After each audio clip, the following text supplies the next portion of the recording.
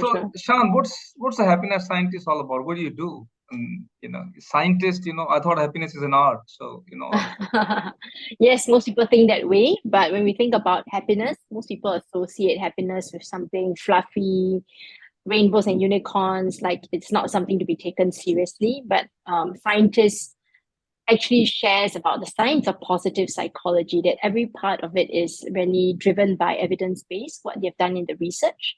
And my role is to take whatever is in the jargon, the research, and the literature and translate it into daily practical usages so that we can use those strategies to increase our happiness.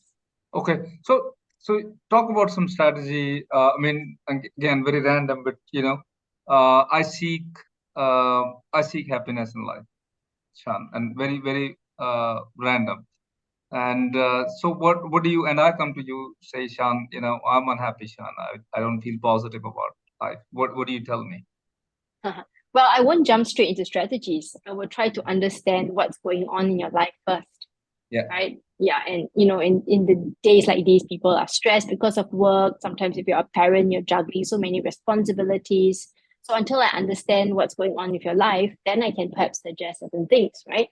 So if let's say you are having too many responsibilities and trying to juggle, I might say, hey, what are some boundaries you might have set for yourself? Okay. Are you saying yes more often than you're saying no? And maybe that's why everything's landing on your plate.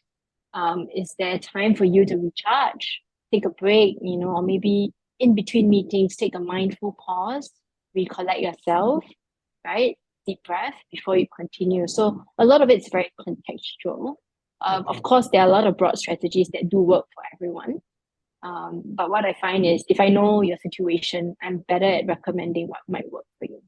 Okay. So positive psychology, Sean. What does that mean? I mean, psychology, negative psychology, positive psychology. So what's positive psychology?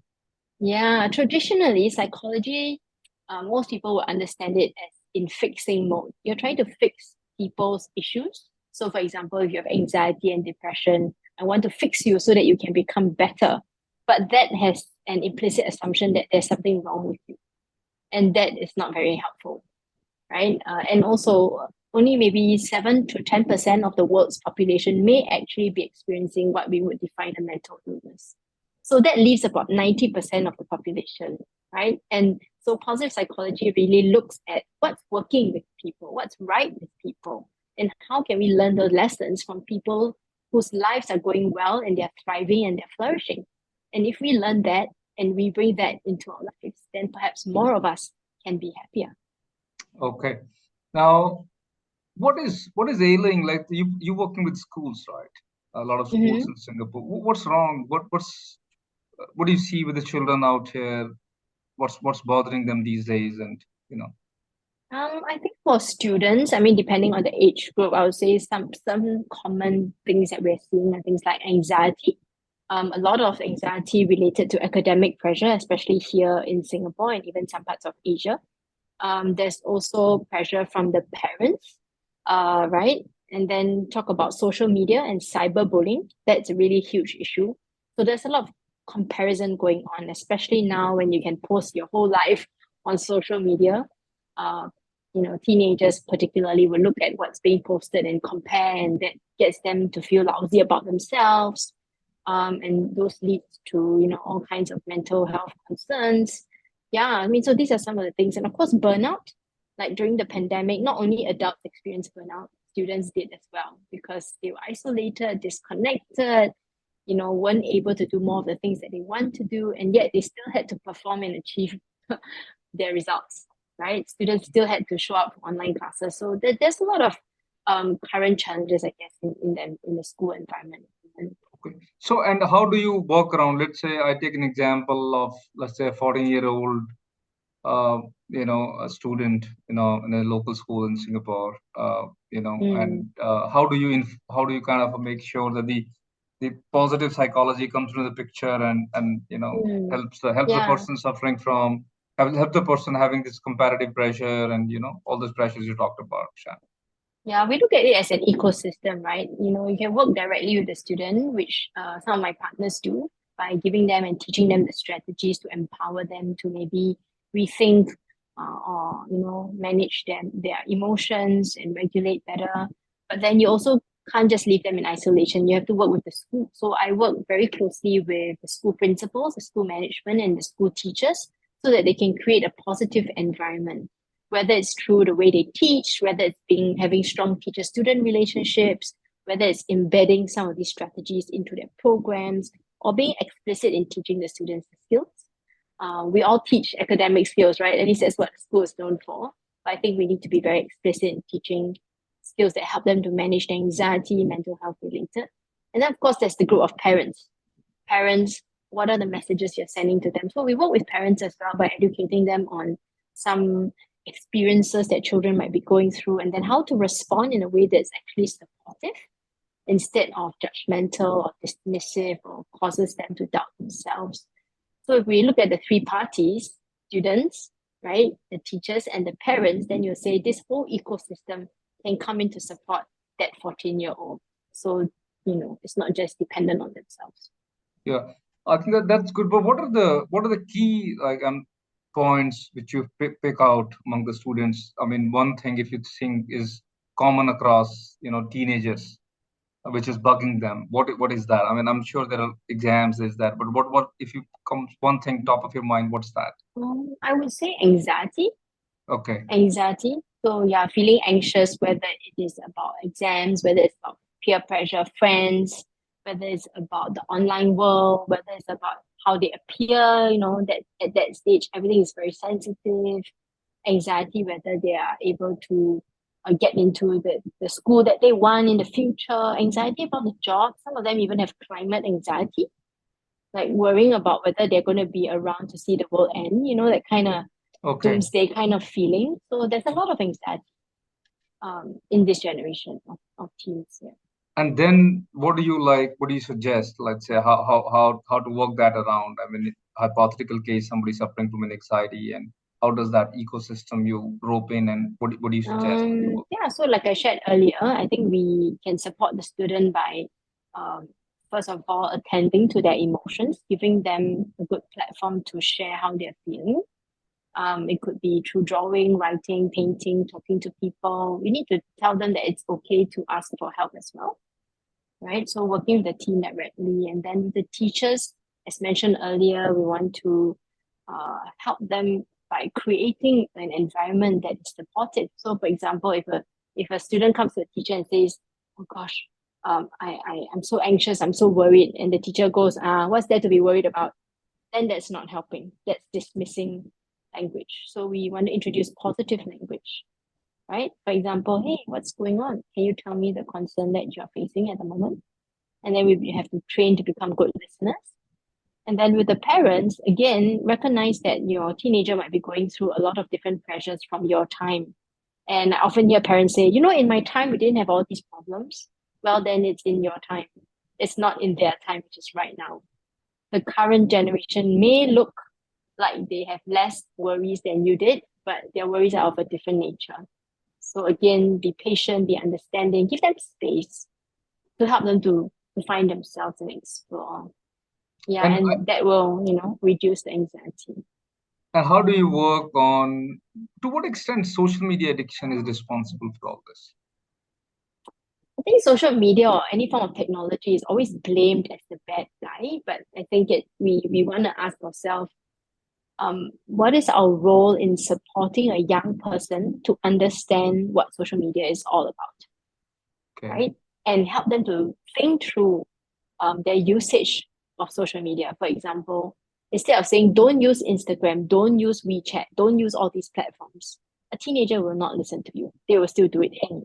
So that's not helpful. Instead, you want to have a conversation and ask, like, hey, what's interesting about all these platforms?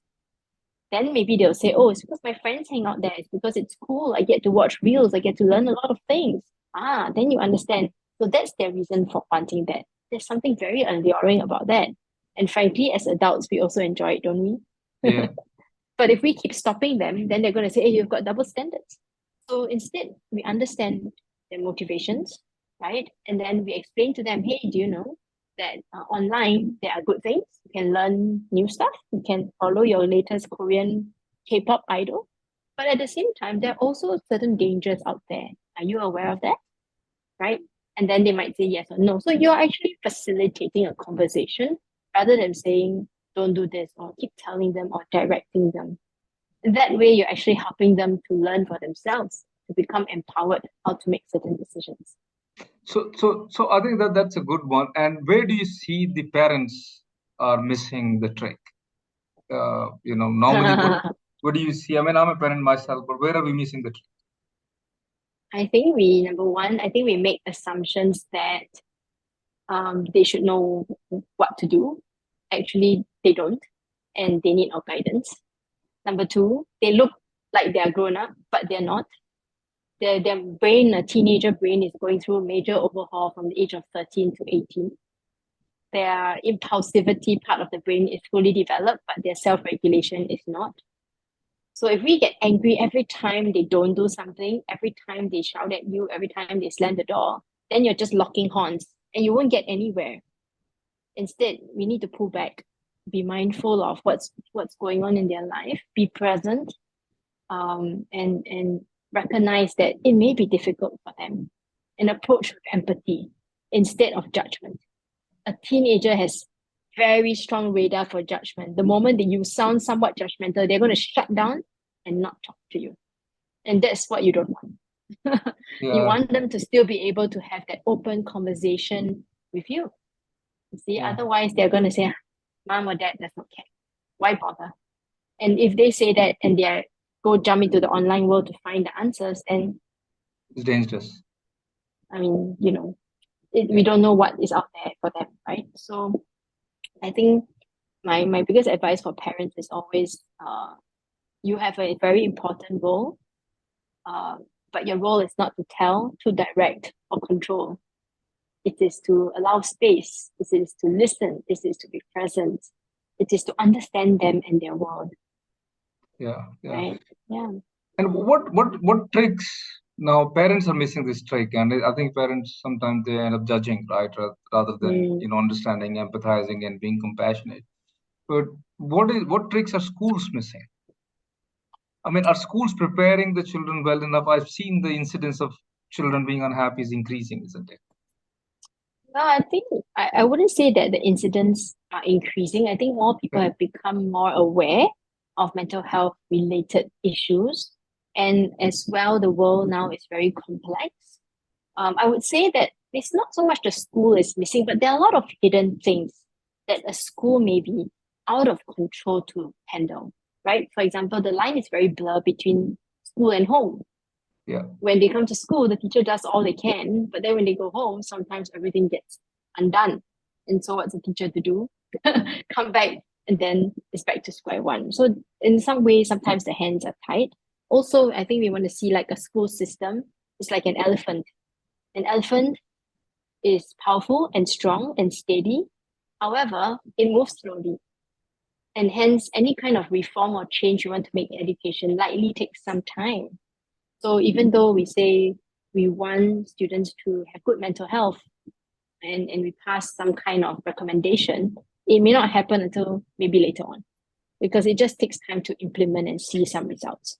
So in some way, I guess for schools, it's important to empower the teacher that when the time they have with you in the classroom that they have with you, you can make a huge difference by being a good role model, by empowering them with the skills, by reminding them that maybe there's a perspective they're not seeing, by staying connected with them. All these things go a very long way. yeah. And I think from schools I moved to workplace, Sean, as we talked Sure, about. for sure. So what are the mental health? I think now there is a lot of more openness on mental health in workplaces. I see. I mean, I also work in Mm. office, and where is that? What's the cause there? I think in school you talked about a couple of things. What do you see in the workplaces? What's happening there? I think post pandemic, I think the workplace is experiencing what I call the long tail of Okay. mental health issues. So people experience some level of a lot of anxiety, a lot of uncertainty, and so they try to cope with it. And then now it seems like things are opening out and people seem a little better, but then there's still a lot of apprehension to what's coming up, right? The world's not in a very stable place, in other words. So there's still that anxiety. There have been people who haven't connected with others in person in a long time and actually have forgotten how to do that, right? There were people who were hired during the pandemic who have never met their team members, right? And then on the leave for leaders, those of you who are listening who are leaders, they've had to build up a whole set of different skills because suddenly I need to connect. I need to understand. And so that creates another layer of pressure. So I think in the workplace, and you've heard of the term quiet quitting as well, right? People are tired and so they quiet quit, meaning that they try to do less to conserve their energy. And so there's a lot of different trends, I guess, in the workplace at the moment that are related, I guess, in some way to well-being and mental health. And what do you like as a happiness scientist, positive psychology? Would you suggest and how to overcome these challenges? I would say, I mean, of course, apart from what I do, which is, lots of webinars and action-based workshops to train people with the skills and strategies, I think an important aspect is to recognize that if you are having issues with engagement, retention, or people quitting, then we want to look at the person who is directly above and say, are we actually supporting and training our managers well? As I mentioned earlier, managers have had to suddenly become like the mom and dad at work and say, are you okay? And do frequent check-ins. And they were not promoted because of these skills. Hence, we need to be able to not only train them, but also support them, whether it is by setting up some kind of peer support network or bringing them in contact with mentors who can guide them along the way. That kind of support, I think, is something I'm not seeing as much for the leaders. Yeah. All right. And you've been talking in TEDx, right? A lot of talks you've been doing. Yes, I've done 2 now. Yeah. And what has been your focus there? Like what particular theme you've been more interested in communicating through those? I think the first one was about happiness. So I just talked a little bit about my happiness journey, and that was pretty short because it was more of a panel discussion after the speech. And we were just discussing happiness and purpose. And then for the second one, that there was a theme and that was given by the event organizer called Rise Up or Rise, right? And so I talked, the title of my speech was How to Get Out from the Bottom of the Well. That means that, if you're going through a hard time or you're experiencing challenges as we've all been through, over the past few years, then how do you get yourself out of that if you feel like you're stuck at the bottom? I guess in some way I wanted to share with people that it is possible, even though it feels very dark and it feels very difficult and like you're the only one there. But some practical steps to kind of climb out. Okay.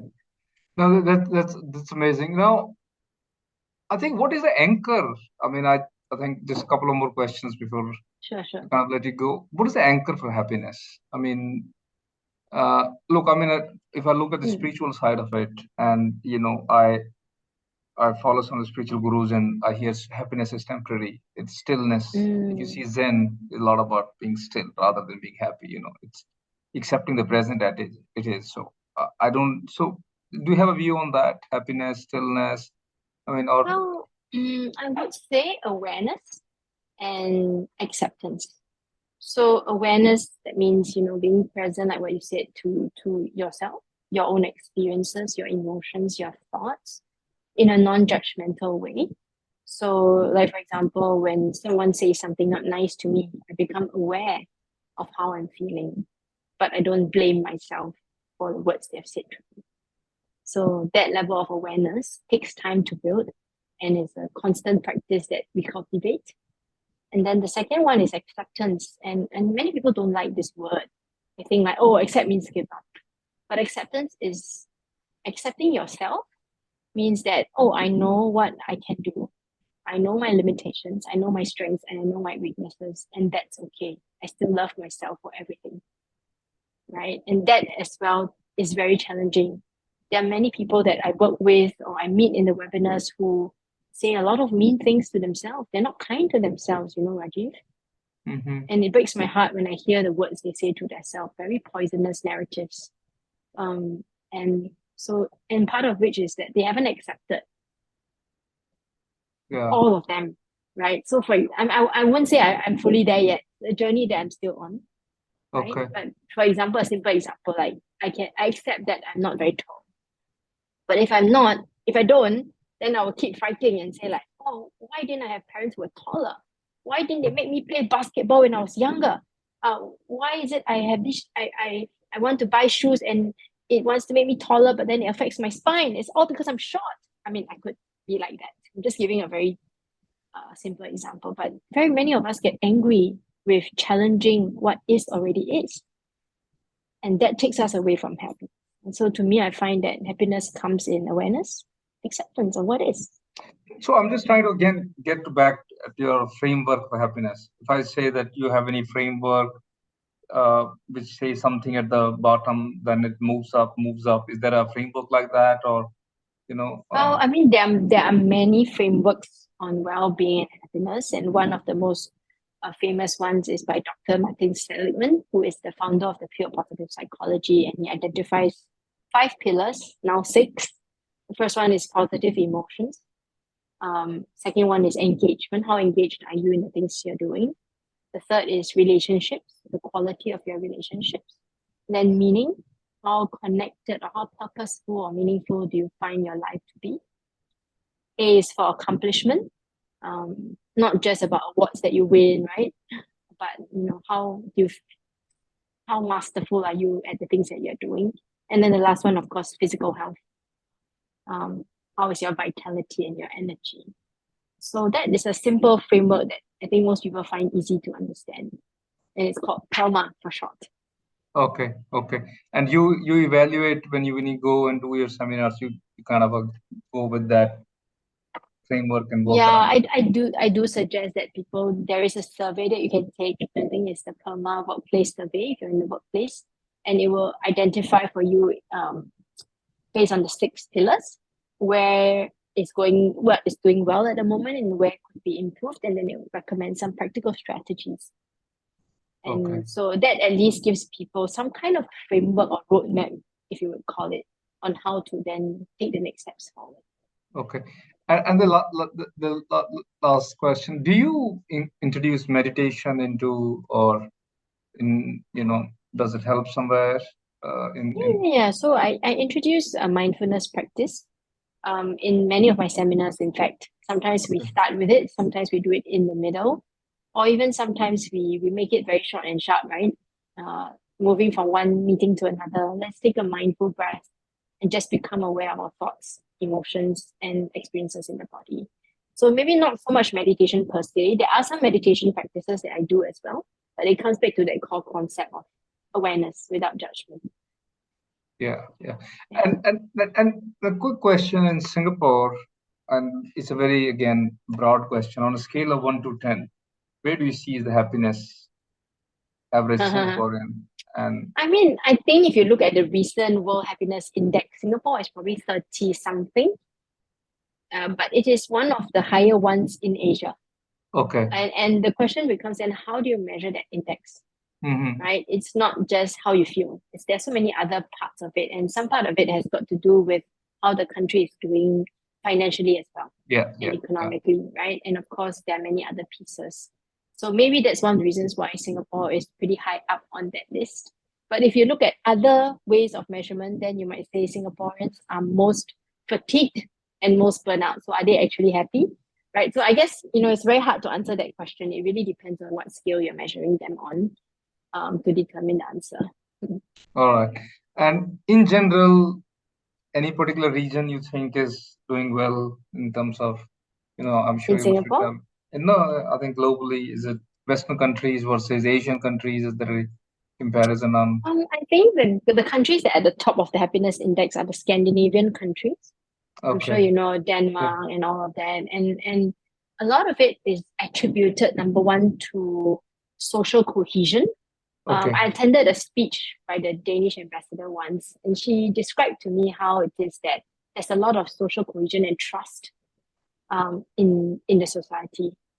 Um, so, for example, she said that when a young mother takes the child out for a stroller walk, and she can go to a cafe to meet her friends because all of them can leave the babies in a stroller outside the cafe and nothing will happen.